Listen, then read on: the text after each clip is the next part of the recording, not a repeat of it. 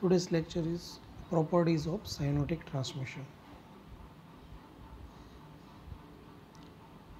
So there are 13 properties.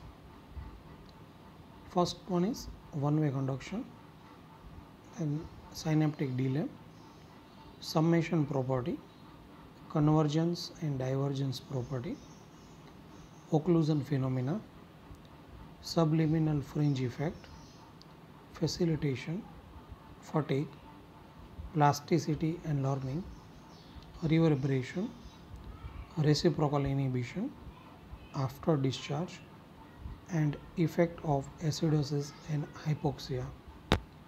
So these are properties of synaptic transmission. Now we will discuss one by one. First one is one-way conduction. Chemical synapse allows only one-way conduction, means from presynaptic neuron to the postsynaptic neuron, never in opposite direction. This is also known as a law of dynamic polarity. Now what is the reason behind one-way conduction?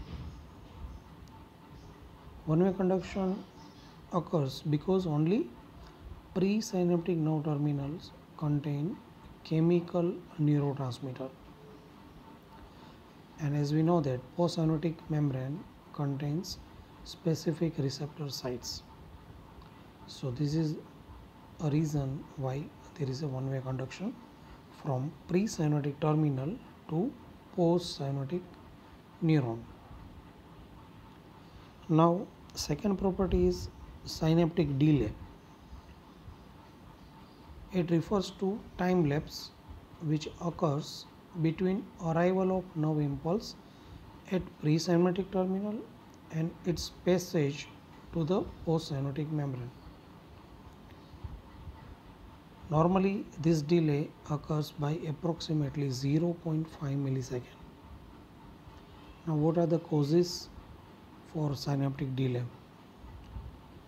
So it requires time for release of neurotransmitter, diffusion of transmitter substance through synaptic cleft to postsynaptic membrane, action of neurotransmitter to bind with receptor, and cause opening of ion channels and diffusion of ions causing changes in resting membrane potential. So all these steps are required and they takes time. That's why there is a synaptic delay. Now summation property of synapse. Synapse exhibit property of both temporal and spatial summation of EPSP and IPSP. So now first, what is temporal summation? It occurs when repeated stimuli are applied at very short interval. The next stimulus adds to the previous postsynaptic potential, producing large response. Okay, so this is known as a temporal summation. Now what is spatial summation? It occurs when postsynaptic membrane receives impulses from large number of presynaptic terminal simultaneously. The effect of all the impulses are added up and enough transmitter substance is released to cause a greater response. So this property is known as a summation property of synapse. Convergence and divergence property. So first discuss convergence.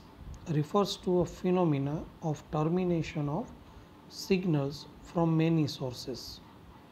For example, many presynaptic neuron on a single postsynaptic neuron.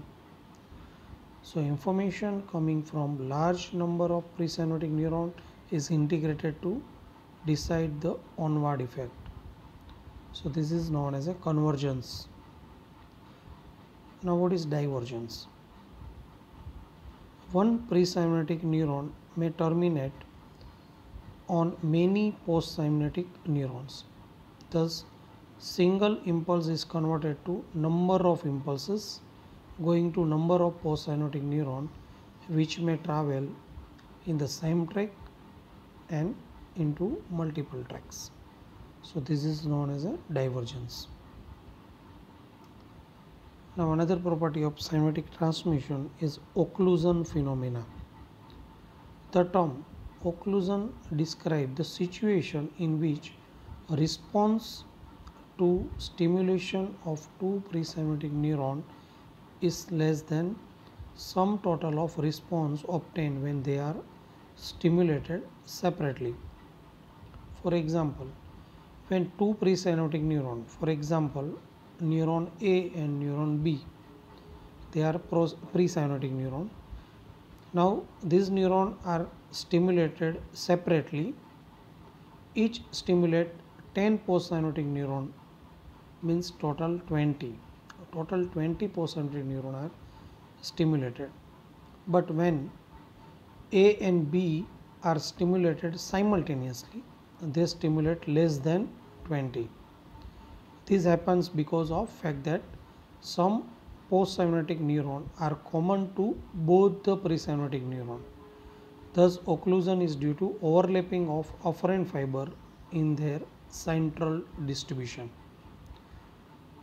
So you can understand this occlusion phenomena by this diagram. So this is A neuron and this is B neuron. So stimulation of afferent neuron A and B excites 10 different neurons when they are stimulated separately. Now stimulation of neuron A and B together excite 15 efferent neuron, because 5 efferent neuron are common to both. So this phenomena is known as a occlusion phenomena. Now another properties of synaptic transmission is subliminal fringe effect. When afferent neuron is stimulated, the efferent postsynaptic neuron, which has many presynaptic terminal, are excited to threshold level and action potential is fired. But others in peripheral zone, means fringe area, are excited to subthreshold level only. Their excitability is increased but action potential is not fired. This is known as a subliminal fringe effect. Subliminal means below threshold and fringe means border. So in this figure you can see here afferent neuron A and B, okay, they excite postsynaptic neuron, but you can see here this is border area, subliminal fringe area, in which there is an excitation of postsynaptic neuron but at the subthreshold level, because they are present at the border, at the periphery. So they are excited but at the low threshold, means low threshold level there is a no action potential. Below threshold level there is a no action potential is fired, because as we know that for action potential we require adequate threshold stimulus. So this phenomena is known as a subliminal fringe effect. Now facilitation phenomena. When presynaptic axon is stimulated with several consecutive individual stimuli, each stimulus may evoke a larger postsynaptic potential than that evoked by previous stimulus. This phenomena is known as a facilitation. Now what is the mechanism for facilitation? Each succeeding stimulus increases the duration of action potential in presynaptic neuron, so voltage gated calcium channels can remain open for prolonged period and liberating more neurotransmitter by exocytosis from the presynaptic neuron. So this is the reason why there is a facilitation. So previous stimuli can open channels, calcium channels, and they remain open for longer time. So more availability of neurotransmitter is there, and that's why there is a facilitation. Now synaptic fatigue, another property of transmission. When presynaptic neuron is stimulated separately, the rate of impulse discharge in postsynaptic neuron is initially high, but within few seconds there occurs gradual decrease and finally disappearance of postsynaptic response. So this phenomena is known as a fatigue or habituation. Now what are the reasons for synaptic fatigue? Why there is a fatigue? It is mainly occurs due to exhaustion of chemical neurotransmitter. When we give repeated stimulation, there is a exhaustion of neurotransmitter. Another thing, gradual inactivation of calcium channel occurs, accumulation of waste product, and there is a refractiveness of postsynaptic membrane to neurotransmitter substance. Okay, so these are the reason for synaptic fatigue or habituation. Now another property of synaptic transmission is synaptic plasticity and learning. First, what is plasticity? It is a capability of being easily molded or changed. So there is a plastic changes occurs in synaptic transmission.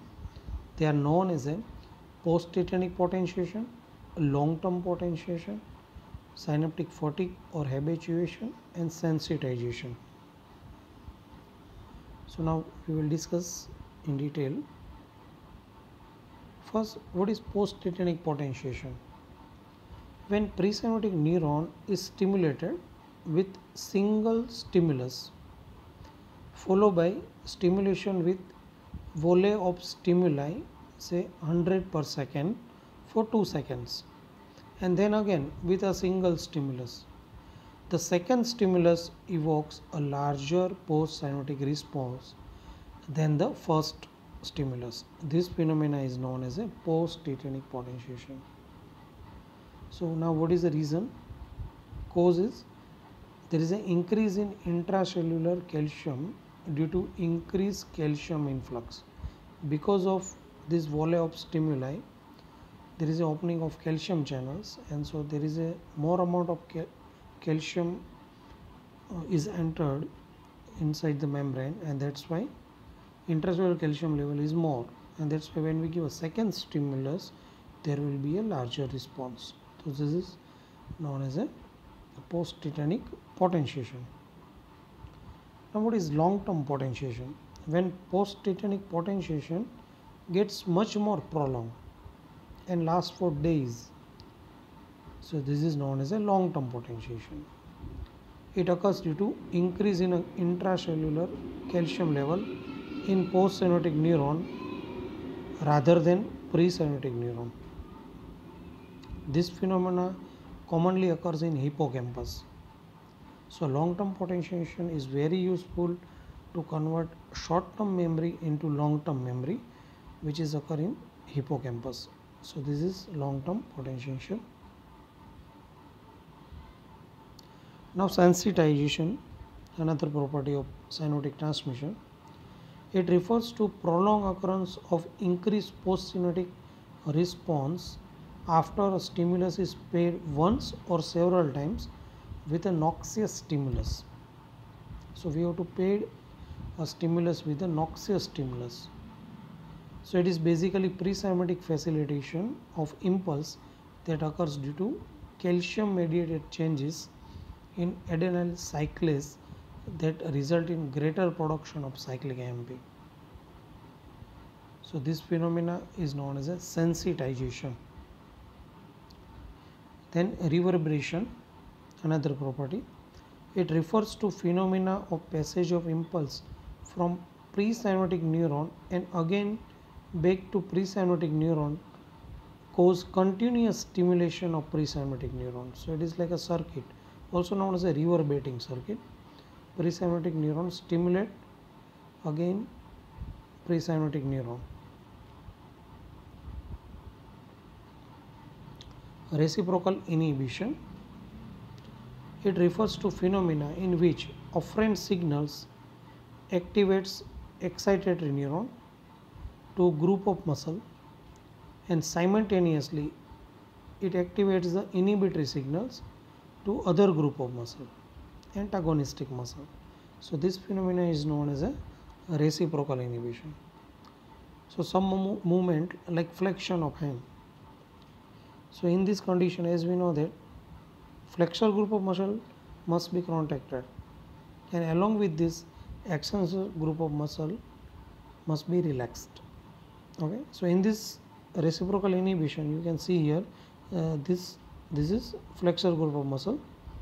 So when they are excited, they send signal to the spinal cord in dorsal root ganglion first and then dorsal horn, and then it excites alpha motor neuron which is present in ventral horn.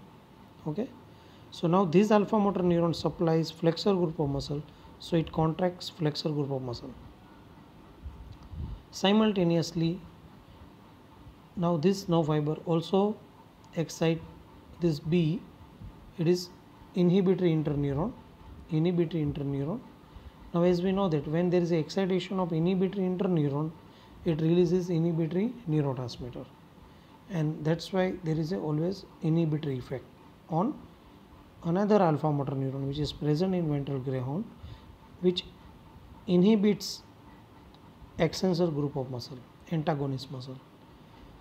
So in this flexion like movement, flexor group of muscle are contracted and extensor group of muscle are relaxed, and this is because of reciprocal inhibition. After discharge, it refers to phenomena in which single intestinous input result into sustained output signals. Series of repetitive discharge. Input signal only for 1 millisecond and output signal lasts for many milliseconds. So this is after discharge. Effect of acidosis and hypoxia. Central nervous system neuron cannot sustain oxygen leak, and synaptic transmission is particularly vulnerable to effect of acidosis and hypoxia. Thank you.